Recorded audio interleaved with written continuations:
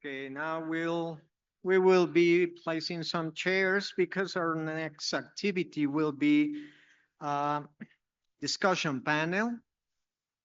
Let me start to introduce to you all the panelists.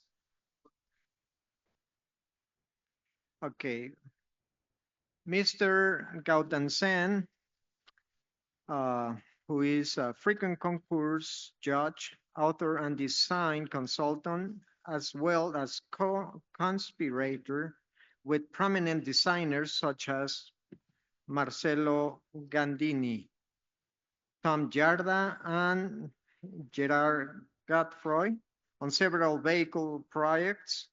Mr. Gautam Sen has been the founder editor of several Indian automotive magazines, establishing the country's first car magazine in 1986. From 1915 to from 2015 to 2024, he's been a vice president with FIVA. Mr. Sen has been the author of several award-winning books. Uh, Mr. Marcelo Gandini, Maestro of Design. These are the names of the books. Ballad, the Bertone Collection, and Tom Jarda.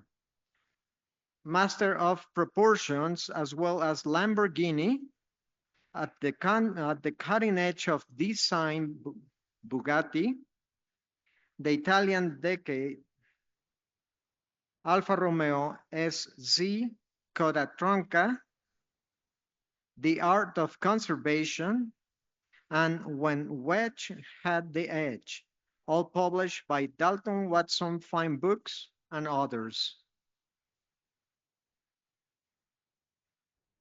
Also, we have Mr.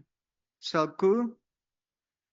Ramin Selku, as the son of an international economist, have lived across the world in the United States, Iran, and Japan. He's trained and formerly active in international law, 25 years of experience of working in leadership positions in various aspects of historical vehicles, ranging from rallies to concourse type events. Had been part of the organizational team of international rallies such as the Peking to Paris and Himalaya Trail, and have actively competed in events such as the Bermina Gran Turismo, awards-winning author as part of the team that put together Fit for a King, the cars of the Shahs of Iran. Awarded both the Royal Automobile Club Award for Best Book overall and the German Motor World Book Prize in 2022. Founding member of the Historical Vehicle Association of Iran, arbitration panel, as well as active member of the Technical and Events Commission, elected Vice President of Communications and member of the General Committee of FIVA in November 2024. Also, we have Mr. Jose Servín, Master in Law. He has served as an executive and official in organizations focused on classic car collecting, standing out as president of the Mexican Association of Antique Automobiles. He is currently the vice president and legal representative of the Mexican Federation of Antique and Collectible Automobiles, FEMAC. Mr. René Loza has 35 years of international and national experience in the automotive industry in supplier development, quality systems, and manufacturing process control, leading different functions making emphasis on a strategic vision to detect improvements and problem-solving opportunities. He is an enthusiast of Ruta 66 Club in Mexico. And today they will discuss about the topic lost in translation, the challenges faced by using multiple languages.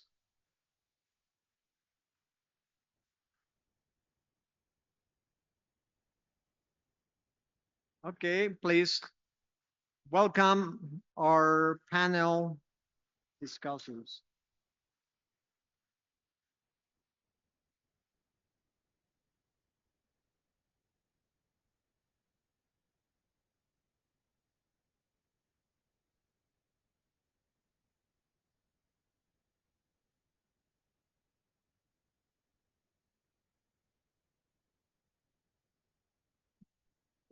No, no talk.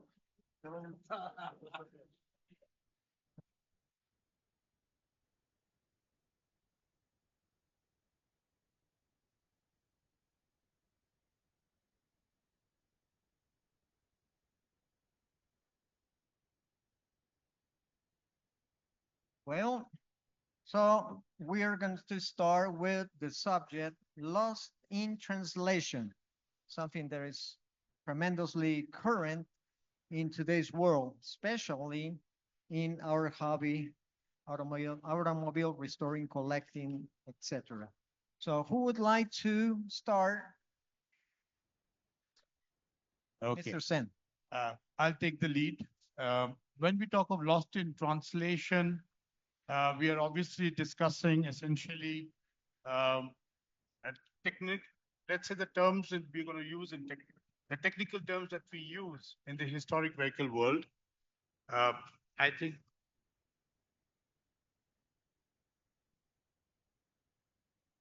some of this has been already discussed earlier today.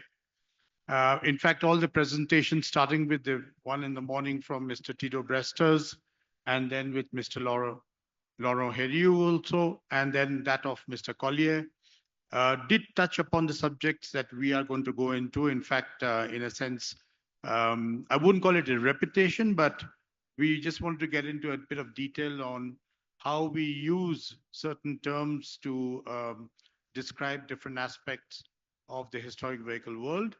And those terms in the languages that we use them, whether it's English, which I'm going to start with, what are the implications of those words, and then how those words, how could they translate into some other languages with different nuances. So the first one is that at FIVA, as we had already said, with Laura Heriot had described earlier today, we have a technical code that was originally published several years ago, and a new one, the updated version, was completed in 2024. And in fact, the updated version was published officially on the FIVA website on the 1st of January 2025. Next slide, please. Yeah. The technical code is very comprehensive. It covers all the technical aspects of the historic vehicle world as such. But except for one key element, there is an index that classifies the vehicle type. Laurent did explain the index. He took us through that earlier this morning. But there are subtleties within them which we wanted to bring up, and in fact, which were also brought up by Mr. Collier. The index, no, please go back to the one. If you can, yeah. The index defines whether a vehicle is original, a replica, a reproduction, or another category. However, finalizing this index has proven to be quite challenging, primarily due to the nuances of language. So getting into the next slide, please. So the difficulty lies in the interpretation of words, even in English, for the matter, where a term may carry, let's say, distinct meanings in different languages. So the technical commission is consisting of 9 members, And then there are 7 advisors from 14 different countries. And each language has its own subtle differences. And that is what we have been discovering as we have been discussing this. Next one, please. So, for example, we have stated in that index in the technical code that original, authentic, and genuine are considered to be synonymous in our field. And in fact, Mr. Collier in his presentation also mentioned that as far as to go with that, these would be considered to be the same. Yet, next slide. When you look at the English word, when we look at original, it typically means the first of its kind or belonging to the origin. So by this definition, we would say that the first batch of AC Cobras, the make one, the real original ones, are the original AC Cobras. So that's a word we would say that those are the original AC Cobras, the first 75 cars, if I'm not mistaken, which were the make one versions, are the AC Cobras. Next slide, please. But when it comes to authentic, we have two interpretations in the context of historic vehicles.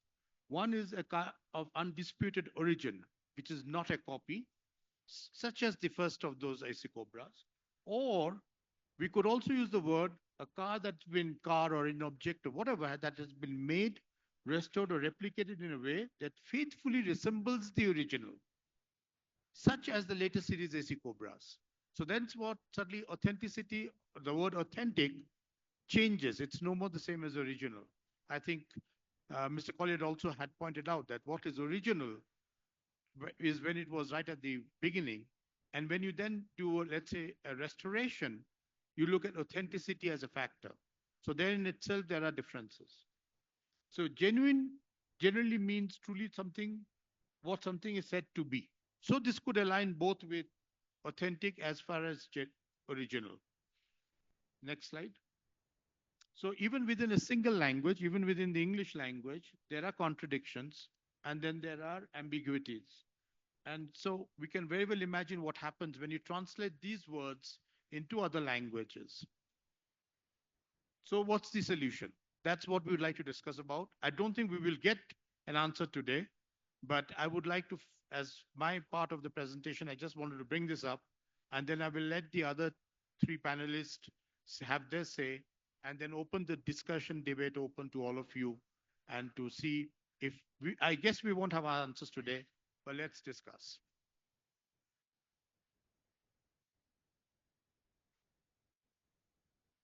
So, which begets the question, what is authentic and what isn't, as different from what is original and what isn't. I'll let Ramin take over from now.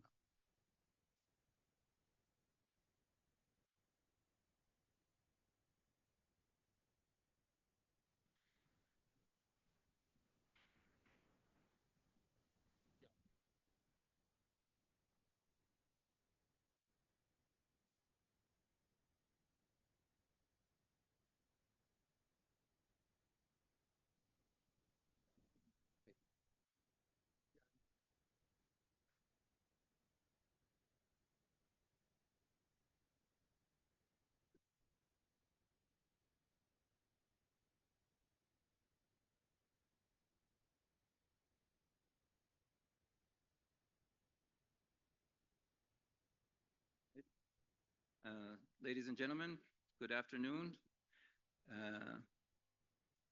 I'd like to start by mentioning that my presentation is basically a carry-on from Gautam's presentation. But one of the things that we see is that we can even have different interpretations when even using the same language, because it goes to the outlook and approach that is taken. And could you go to the next page, please? Next. So Gautam mentioned the FIVA technical code. And one of the interesting parts of this code is that there's a definition, a number of definitions which are constantly under development and trying to provide a uniform approach and a uniform understanding. Next page. Next page.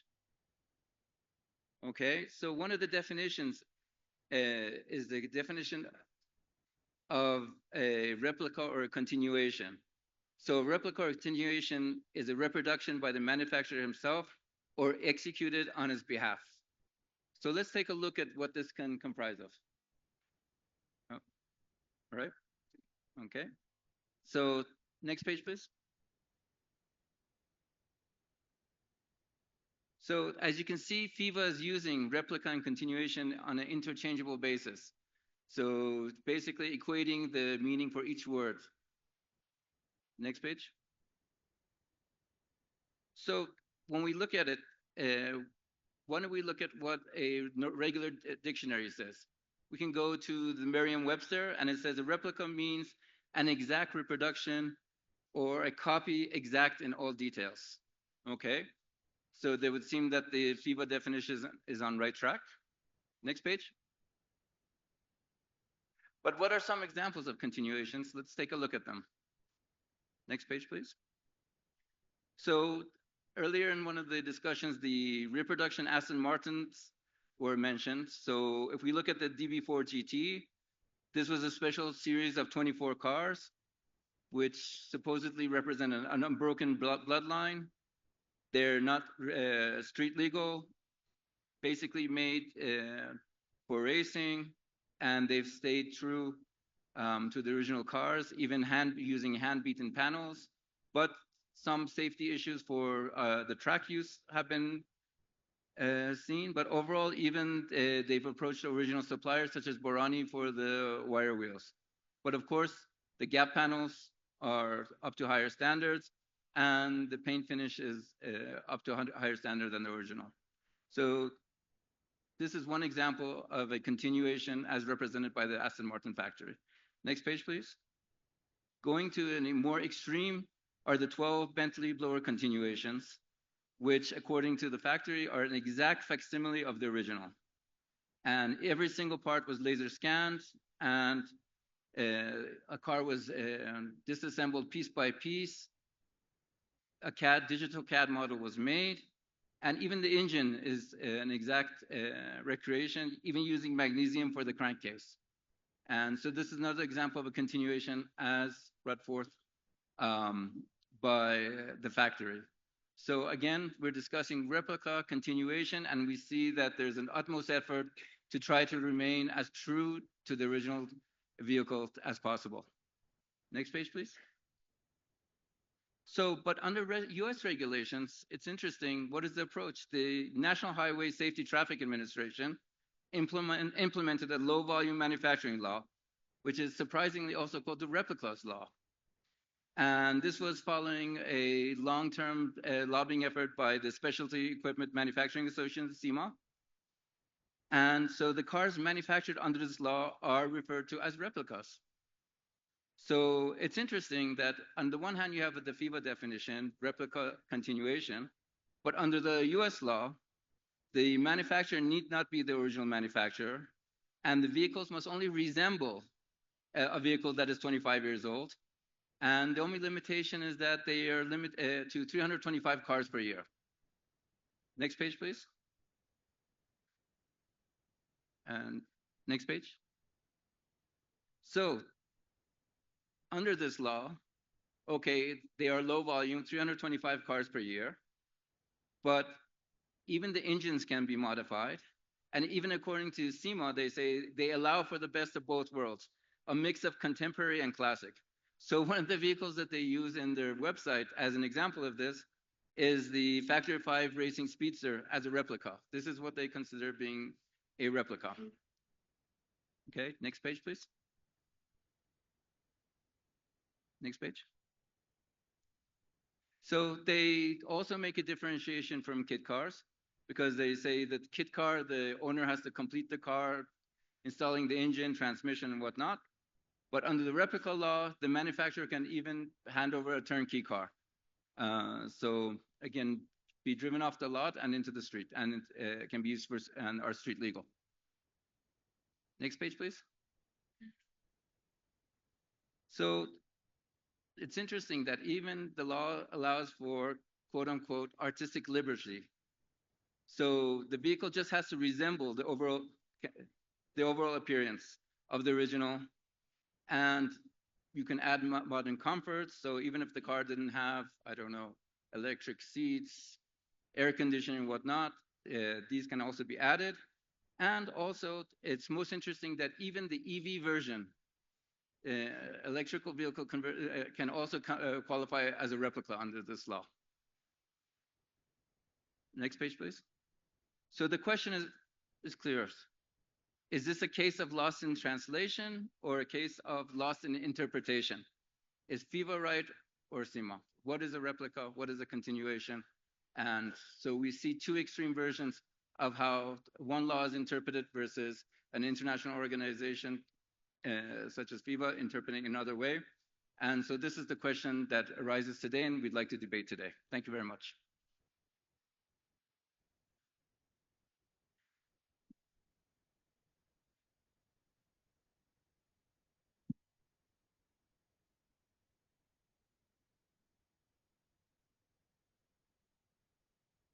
Good afternoon to everybody. Thanks for being here with us. I'm Jose Servín. I'm Vice President of FEMAC, and I have the honor to speak to you and all with my colleagues. So, lost in translation. The purpose is to try to arrive to some kind of solution among the languages that are involved in all these matters. What I did is that I took the format of FIVA and tried to just share with you what are the meaning in Mexico for some kind of these concepts. So if the crew can help me with the next chart. It's absolutely true that language nuances represent significant problems to standardize the meaning of several concepts, since such nuances are not only related with technical differences on the language, but also with cultural, social, geographic influence on. With this being said, we will follow Gautam's guidelines to trigger the discussion on the meaning of certain concepts. The next chart, please. Original. The first of its kind or belonging to the origin.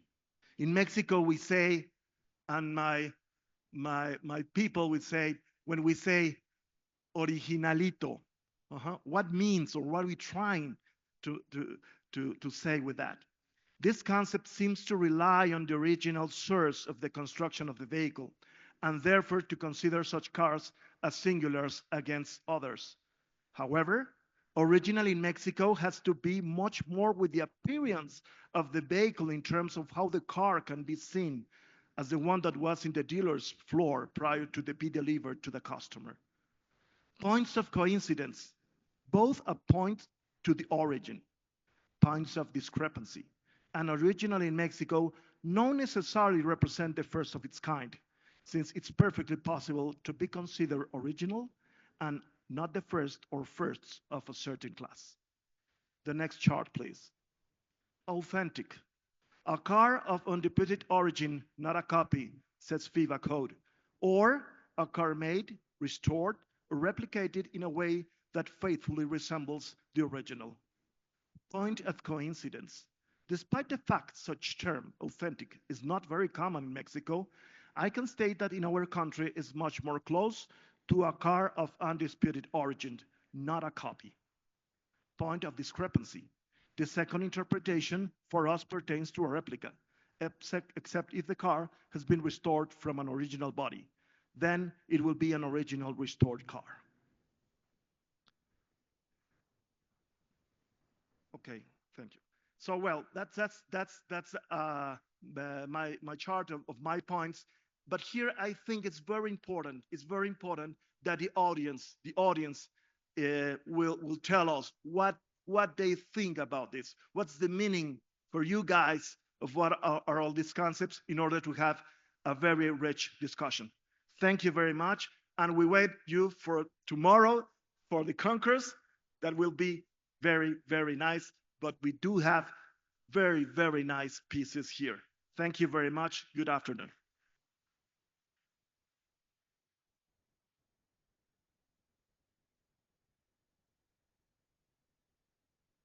Well, I hope you can listen to me, but I'm as an original as I born. And you can see me.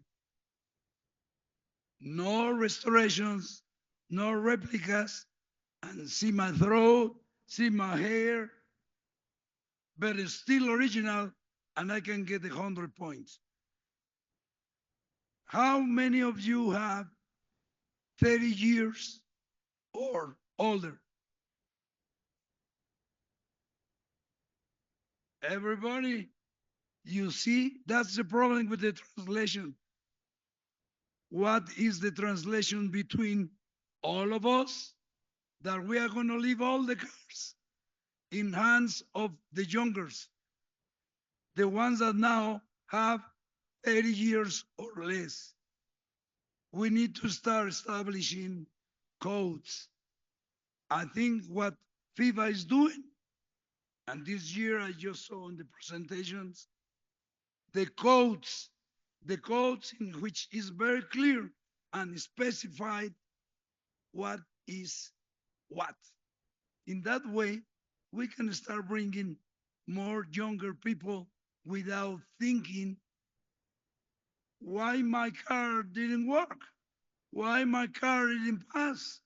If I think my car is the best, if I think that I love the car because I have it since I born, that's passion. That's another things that Mr. Golding said, which are the values, but which are the values of our human people, our bodies, our persons. I really feel very worried that when we pass, in my case, I'm close to pass, not away, pass to tomorrow or another day. And what are they going to do with the cars? My son, every time that comes with me, he starts asking some other clubs, how much do you think that my father's car may cost? What are they thinking? As soon as this guy is dying, I'm going to sell the car because for them it doesn't mean anything. So the translation between this generation and the new ones is part of the key. And I think Aviva started very well with new codes in which you can see exactly is or is not. Otherwise, we will stay in the same condition all the way and forever. Thank you. And then we will discuss.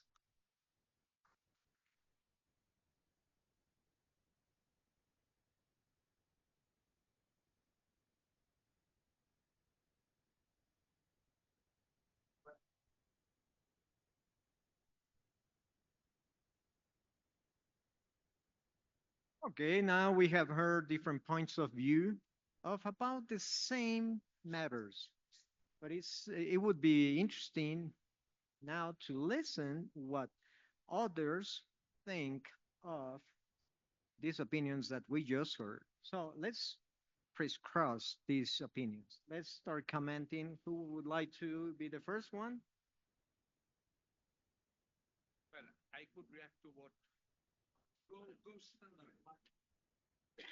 Mr. Singh has an opinion. So let me react to what the other three panelists had to say. And it's quite interesting because, of course, what Ramin said, in a sense, echoed what I had been saying in terms of what the FIVA technical code, the index that we have drawn up, and certain words being used there. Whereas Rene's concept of transmitting or translating or transmitting through generations from one generation to another, that's a totally different point, and it's a very interesting point by itself. Is that that's another major concern with obviously this movement where we are, whether what happens to the next generation. We, as we all very well know, that this seems to be essentially a hobby for rather much for the older generation, and whether the subsequent generation will carry on or not. And then what Jose had to say in terms of his point of view of the use of the same words of originality and authenticity in the context of what it would be in Mexico, in the Spanish language and in the historic movement in Mexico, that changes things again completely. And it's quite an interesting point. So I think the fact is that this is worth debating. I'm not sure that we will have answers today, but I would like in that case to obviously say that the points that have been brought up by the other three panelists, um, I don't think, well, we are not contradicting each other, but we are bringing up other issues. And maybe I would like them to again also explain additional points that they may want to add before we throw the question open to the audience out here.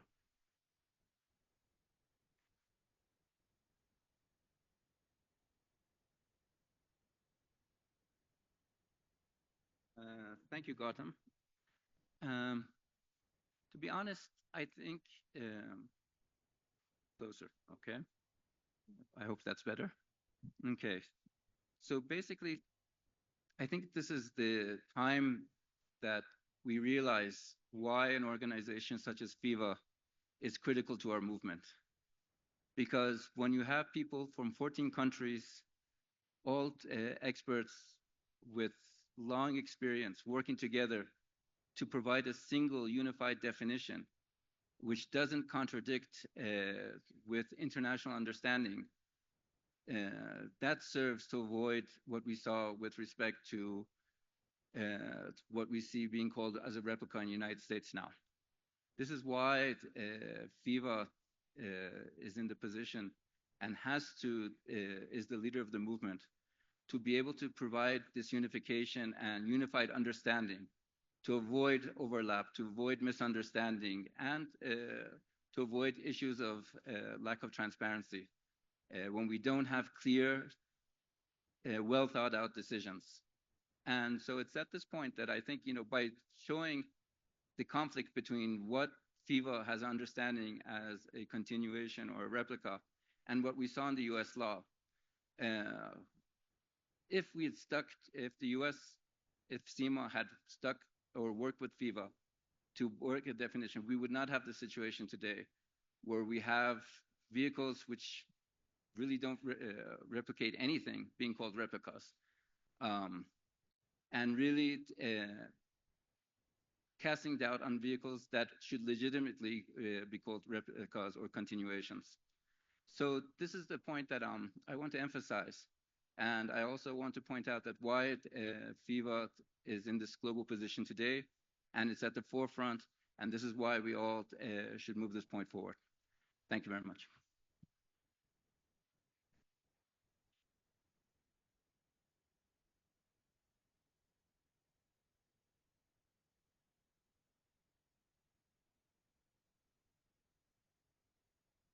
Well, probably I'm going to start a fire.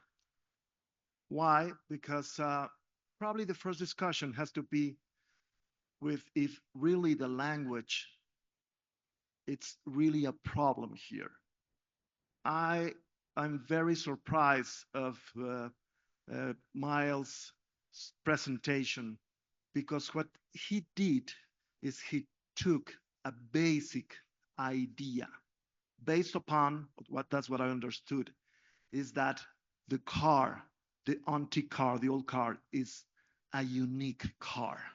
It's just the one that goes with the life of the car, despite the brand, despite everything. Just take the car, that car as the one and the unique.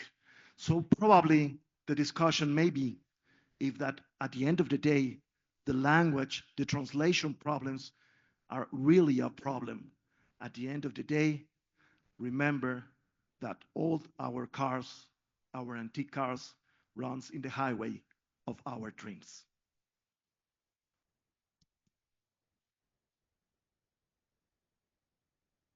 I would I would like to go over something that was said here today, and is yes, lost in translation. But Mr. Loza has mentioned that we are not understanding that much or enough between two generations. Should we um, consider editing, writing, publishing something that goes directly to the new generation so that we can both thinking they are young and we are not, so that we understand each other and we can set the line so that we can understand each other from now on. Well, the index is going to help us because that index would not allow people to make suggestions or guess. It will be more practical, establish what it is and what is not. For young people, that's what they are looking for. They don't care many other things other than seeing their cellular phones. And what they see there, data, data, many data, and now what is intelligence, artificial intelligence, they also they always get any answer that they want, they get it. And not always is the same. So we with our vehicles and FIVA responsible for it, I think Tito, your job is very, very difficult, but we help you and we will try to translate what is the heart of the FIVA meaning into the rest of the countries. FIMA is responsible to follow what FIVA said, and the clubs are responsible to follow what the federation and FIVA said. And if we can communicate this to the young people, we will have this panel, this audience 20 years from now with the new ones. I hope. This one maybe is.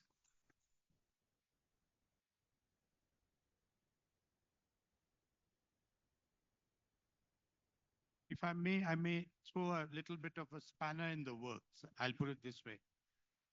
The thing is, I know that there is a tendency to think, as you said, that the next generation is not interested.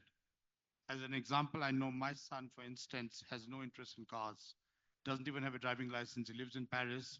He doesn't need a driving license. So there is a concern about the next generation. The fact of the matter remains is that we tend to think of this problem with the next generation essentially living out of or thinking out of Europe, maybe a bit of North America, maybe certain parts of America.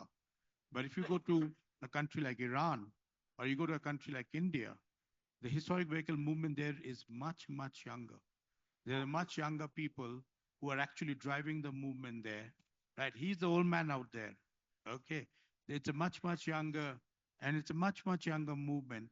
And so maybe we are getting it wrong in the sense that, and that kind of, the kind of cars they're interested in is very different from the kind of cars we are interested in. They will talk JDM and they'll talk about Japanese Nismo and stuff like that, which is not our cup of tea. But at the end of the day, there is a different movement going on. Maybe there is a communication gap there. That FIVA or FEMAC are for the old people. Maybe we need something different for the younger people. So there is another aspect of translation, not in terms of, it's the same language. It's probably the kind of word we use for them, which needs to be different maybe. Thank you, Gabriel. What I know, I want to share with you that I'm professor at the university, law professor, and my pupils are guys of 21 years. Okay, so I'm very surprised that I have found several of them very, very, very enthusiastic about old cars. So the thing is, at the end of the day, it's our responsibility to raise that enthusiasm because the seed is there. There are people, very young people, that are really interested in old cars. And our great responsibility for all of us is to try to get them involved in this fantastic collection thing. One thing, young people don't care if it's original or it's not. It's what they like. You see, new generations, nothing that is established is good for them. They're looking, I don't know, I really don't understand them, but also I understand them. I used to be a teacher as well, and I said, if I start doing classes in university, it's too late. These kids are lost.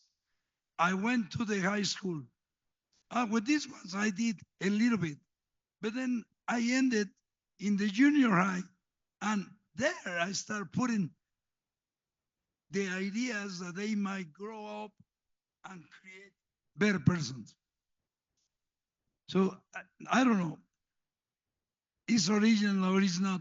If we don't put exactly the rules for them to see it, for them it's a dilemma. It says, why my car didn't pass if it's the best car? How can we work with that? I don't know.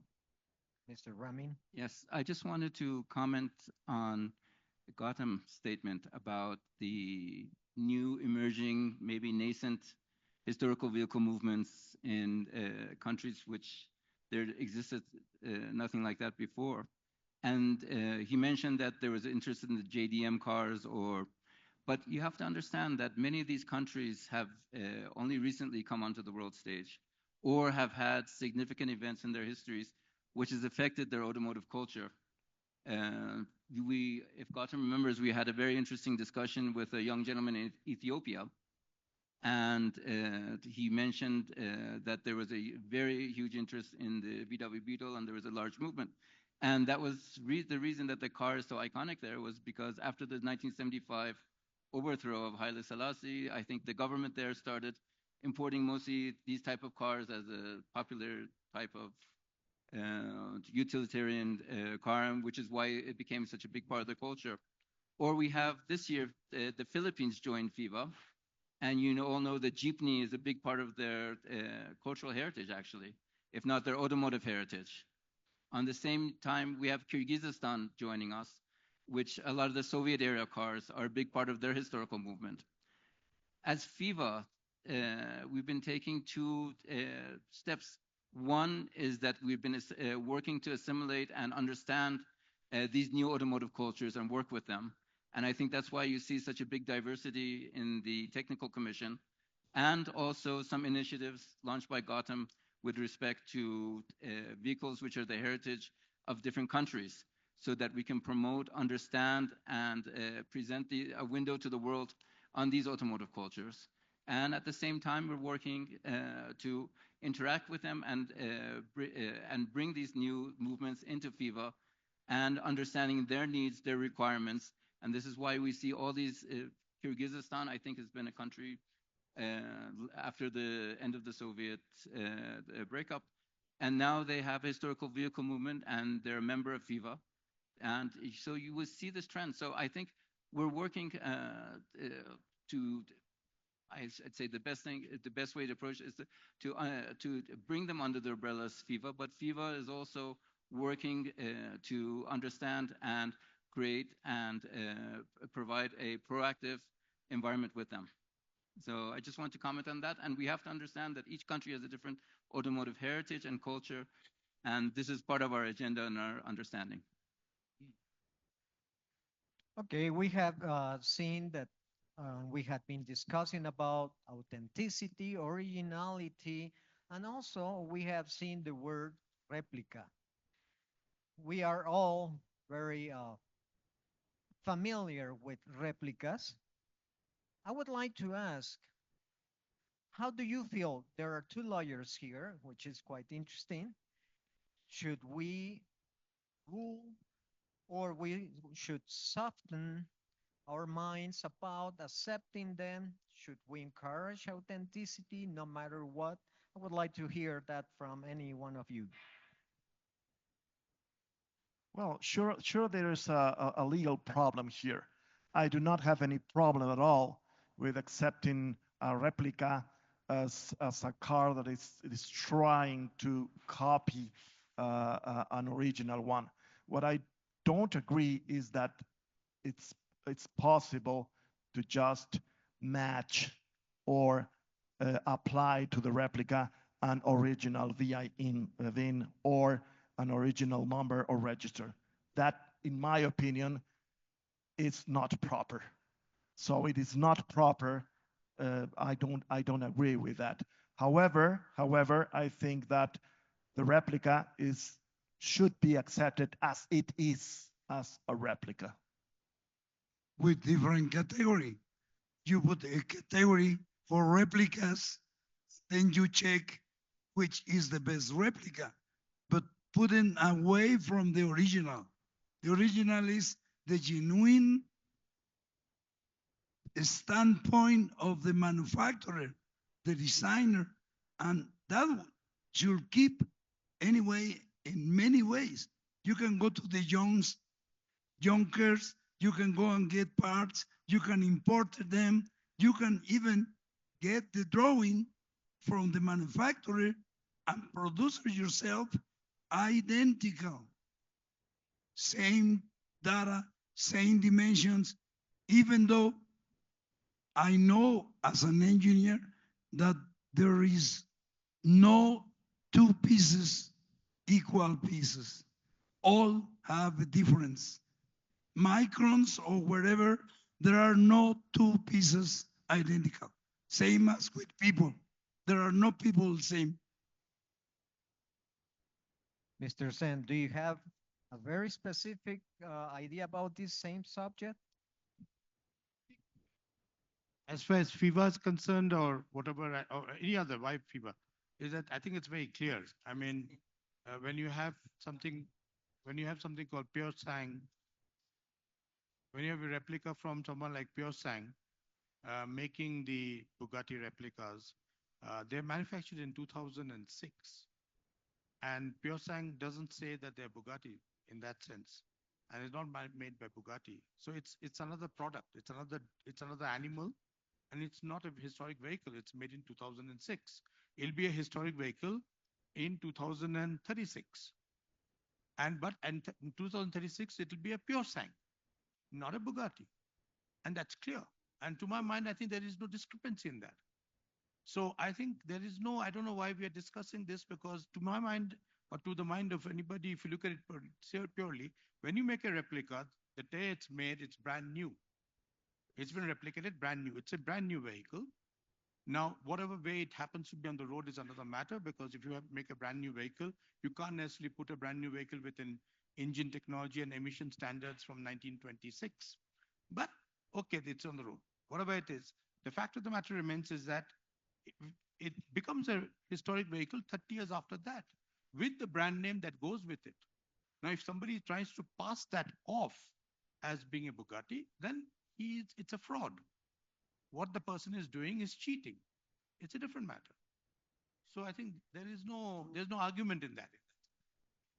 Another interpretation of that is the Formula One cars, the competitive cars. I love to have replicas and keep the originals at home and not put it on risk while I know that the car is original, and I prefer a replica similar, looks like the same on the race, and the people will love it with the same knobs and everything, but I keep the original at home and use the replica. It has the same effect with the public, but not for competition, not for these kind of things. Cars for competition or rallies are different with different rules. Okay, I think it's quite clear what we think about replicas. And since FIVA is devoted to worship original cars and their preservation, their restoration, um, we may be refocusing in originality. Do we feel that repainting a preserved car changes fully originality and makes it completely restore, semi-restore car? Do you feel that way?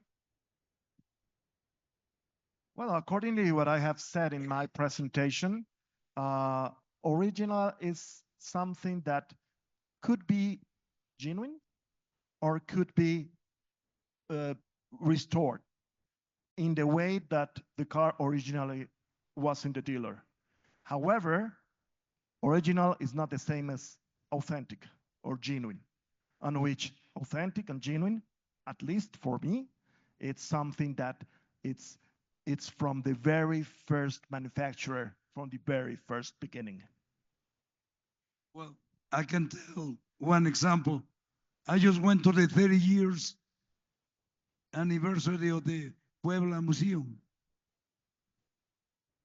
and we found a Mercedes that was found right in the forest. They brought it to Mexico, and the owner, Mr. Bernardo, put it to restore it. In my opinion, it's not original because they changed the color. And the color takes to the instrument, not panels, cardboards, seats, to match the color of the new color. So that way is not original, even though everything is perfect and is a unique vehicle. Perhaps it's no other in the world in that model, that year, and everything, but the confusion is that has different color. It was a cream and now it's blue. I don't know. Now Mr. Bernard can say something about it. Okay, Mr. Ramin. Actually, this this position that I'm taking is not a FIVA position; it's a personal position, based on an example that we had where a 1976 Porsche 934 RSR, which had competed in Le Mans, was bought by a gentleman who, after the revolution, his assets were expropriated. But when he bought it and he brought it to Iran, it competed in numerous races, won numerous championships, and was a very well-known car in all the motoring circles and whatnot. So a few years back, this car was put in the museum, and for some reason, the curator of the museum decided to take it back to its Le Mans colors. And basically, by doing so, he erased a portion of the car's history, where it was part of the Iranian motoring history, where it was a very well-known car. The owner was very well-known, a very well-known collector, and effectively, a portion of the history of that car was erased and taken back from back to 1976, erasing all the history of the vehicle after 1976.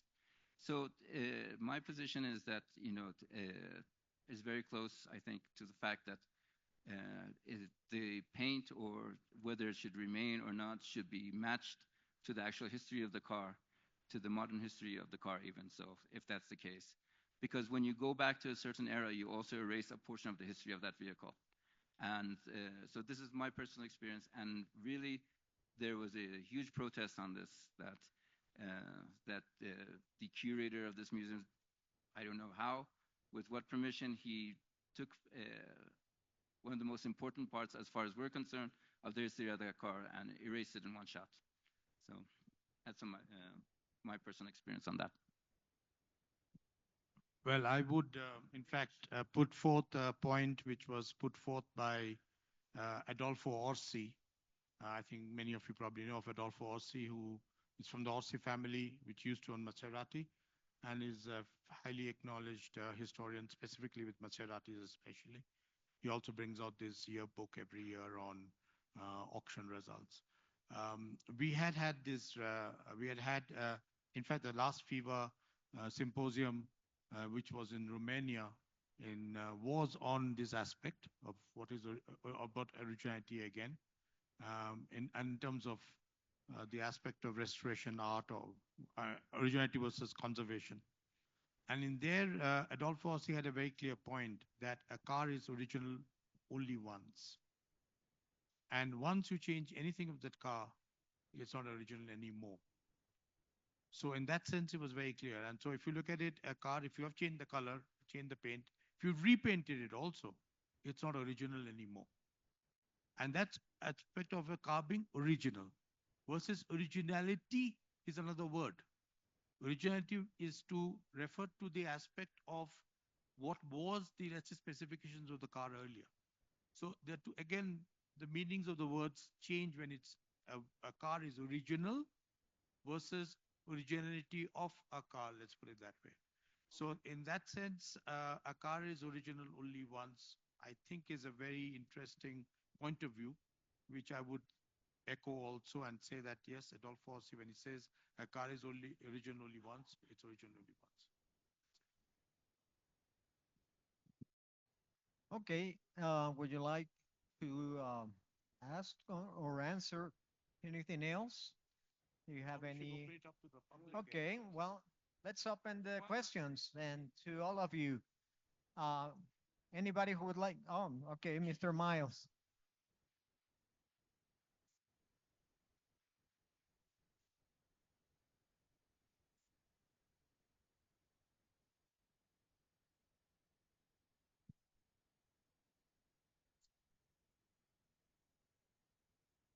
Just a couple of observations. I'm into rolling hand grenades in the room.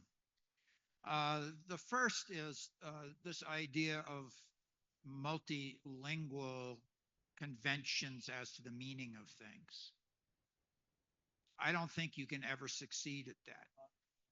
And I mean, I'm not a linguist, but just with something as simple as, say, between English and French, they're French expressions that cannot be translated into English. They make absolutely no sense. And apropos of that, one of the things I do to entertain myself on the side is study and learn the language of the ancient Egyptians. There are stuff in Egypt you cannot possibly translate into a modern language, not because of the cultural differences, but literally because of the way the mind works. So I think that if you really want to come up with a lexicon of accurate language, you have to pick one language that you're going to do it in and then take that model and see what the fit is against everything else. So whether you want to pick English, German, French, Italian, Spanish, doesn't matter. Pick the language that you all feel most comfortable with, that you can get very nuanced answers to. And then once you have that lexicon, see how it maps over onto other languages. The other comment I would make was this rather crazy deal about the US definition of replicas. I would guess that that was done by legislators who were trying to come up with ways for certain people to avoid US regulations. So, in fact, it's a politico-economic decision done by people who have no idea on this earth there's such a thing as a classic car or an old car or anything else. It's two completely different cultures. I don't know how you fix a problem like that, because there are people now in the States who will defend that language to the death because it's worth money to them. Now, I do think you have an opportunity when you have new communities coming into the FIVA world to set definitions of things precisely before anybody there gets too used to misusing terminology. And that is, a window that you can have to be more effective as becoming the arbiter of standard terminology. And I would agree with you, somewhere we need standard terminology, because authenticity, genuineness, and originality are not by any stretch of the imagination the same things. That is a very interesting point of view because every time we try to regulate, there's somebody who goes against it. And we need to be appealing so that knowledge defended by groups like ours can be accepted, admitted in a very nice way. So I encourage all of you to spread this knowledge.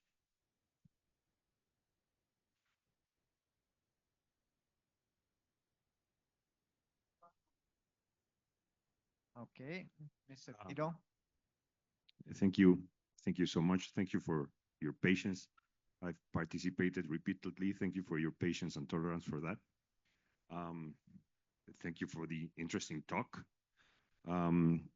I think the uh, the the fact that several topics were being discussed at the same time was like trying to eat an elephant. And if you try to eat an elephant, you have to cut it a little bit into several pieces.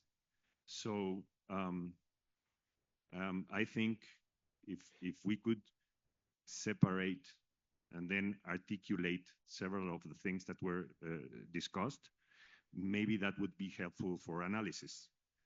And to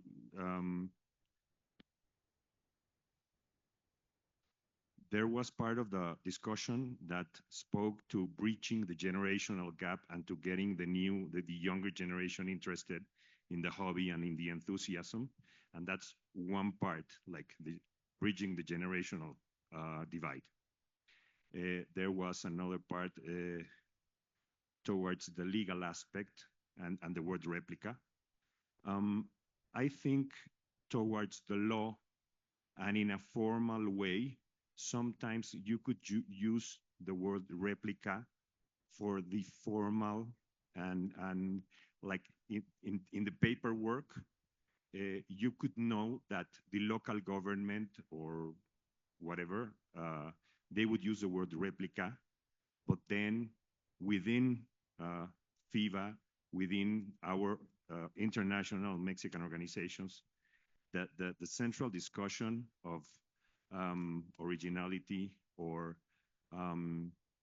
historical accuracy is something that is a phrase that I thought might be helpful. There's originality, like how the car came out of the factory, and then referring to the car, to the Porsche 934 that had all of that history erased, which is such a shame. What was lost was historical accuracy. So they sacrificed historical accuracy in the name of trying to put the car in an original way. And I mean, just to conclude and suggest something also to the point that, to one of the points that Miles was making, was that it's not simple to take certain words and kind of be too rigid and to impose, but with the very generous spirit that FIVA has and the central thing, which is our love and enthusiasm for this topic. Several terms that FIVA could start to use could refer to regions of meaning without being too rigid. And maybe English is like the lingua franca or the main reference internationally. And then the adaptation to specific languages of other countries, then that's a whole other piece of the puzzle to, I mean, it's a lot.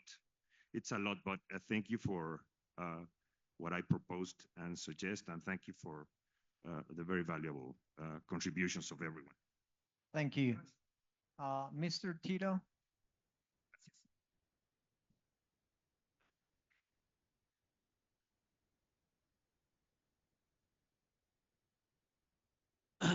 Thank you. Maybe to be a bit the advocate of the devil, I'm also a lawyer.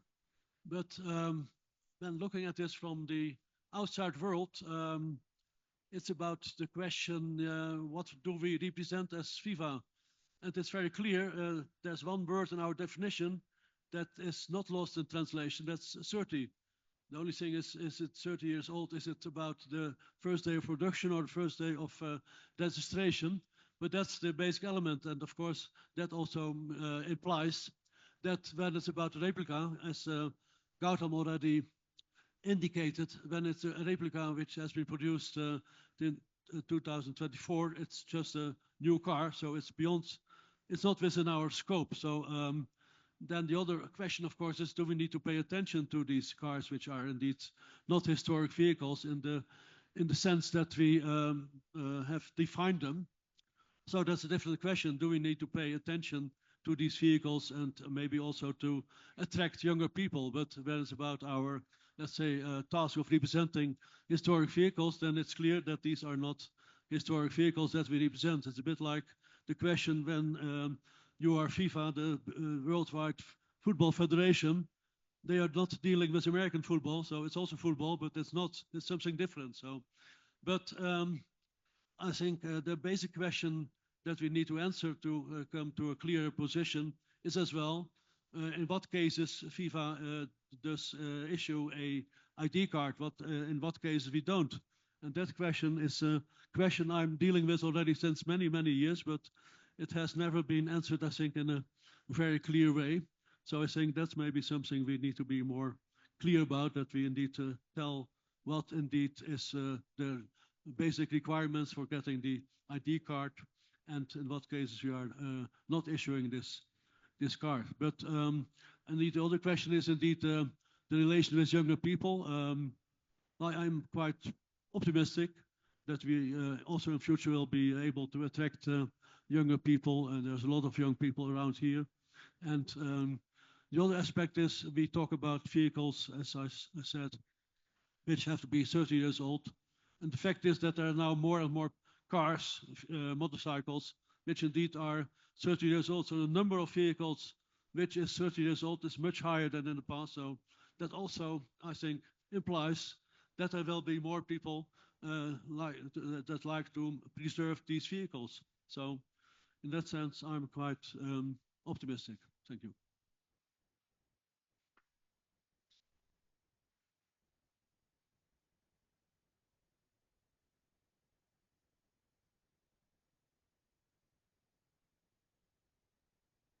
Okay, anybody would like to express a final opinion? Well, it's just not a precisely final opinion, but something that Miles said that probably Gautam can, as a proposal for a further discussion, maybe would be the discussion about the hobby against the business standpoint of the hobby. Because it's something that has to be, I think, that we need to focus on that thing. So thank you very much to everybody. Thank you very much to FIBA. Thank you very much for all my colleagues, and we will see you soon. Thank you. Thank you, all of you. And I learned a lot and continue learning.